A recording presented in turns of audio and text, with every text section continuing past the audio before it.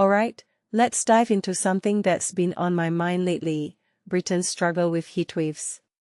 And no, I'm not talking about the kind of heat that makes you complain while sipping a cold drink. I'm talking about the kind that melts roads, scorches nature reserves, and leaves communities reeling. Personally, I think what makes this really interesting is how it's not just about the temperature, it's about how unprepared we are, both physically and mentally. Britain's infrastructure? Not built for this. Our mindset? Still in denial. It's like we're standing in the path of a bus exhaust, complaining about the heat but not moving out of the way. Here's the thing, heatwaves aren't new, but their intensity and frequency are.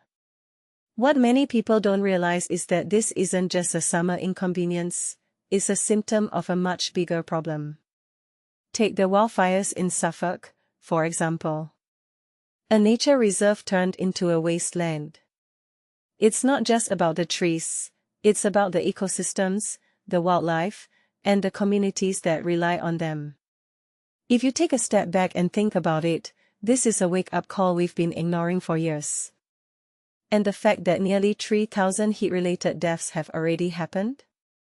That's not just a statistic, it's a failure of planning and adaptation.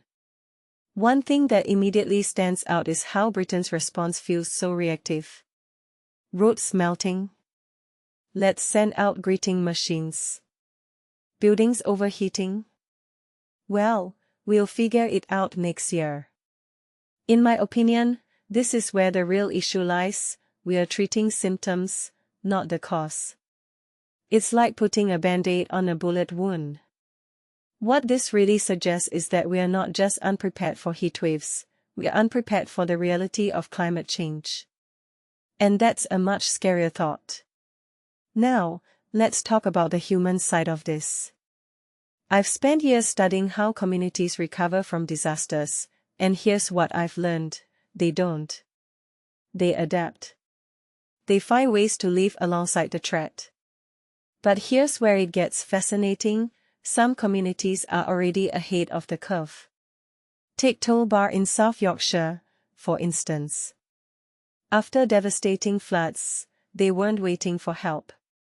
They were reading James Lovelock's The Revenge of Gaia and finding solace in the idea that the rest of the country would eventually catch up. What makes this really interesting is their acceptance of the irreversible. They weren't in denial, they were preparing. And that's a lesson we could all learn from.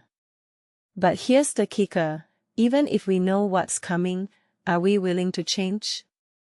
I've seen the hypocrisy firsthand. People shaming others for not doing enough while refusing to alter their own habits. Personally, I think it's performative activism at its worst. We are great at talking the talk, but when it comes to walking the walk, not so much. Take plastic bags, for example. My kids have never known a time when they were handed out freely, but I remember Shanghai, choking on smog, realizing we'd already lost the battle. It's a bitter pill to swallow, but Lovelock was right, we left it too late. That said, there's hope in the small things. Excess heat-related deaths are being tracked, and interventions like cooling spaces and public information campaigns are starting to work. What many people don't realize is that these aren't just feel-good measures, they're saving lives. And the fact that emergency responders are finally getting the funding and attention they need? That's a step in the right direction. But let's be real, it's not enough. Our food security, our infrastructure, our entire way of life is at stake. And no government seems willing to make the tough decisions that will outlast their term. What this really suggests is that the change has to come from us. I've noticed more and more people, especially women, sharing disaster prepping tips. Storing water, learning first aid, joining community groups. It's not about fear, it's about agency. In my opinion, this is where the real resilience lies, not in government plans, but in everyday people taking matters into their own hands. Because whether we like it or not, the weather will continue to dominate our lives. And if there's one thing Brits are good at, it's obsessing over the weather. Maybe it's time we put that obsession to good use. So, here's my closing thought. Britain's heatwaves aren't just a problem, they're a mirror. They reflect our denial, our unpreparedness, and our reluctance to change.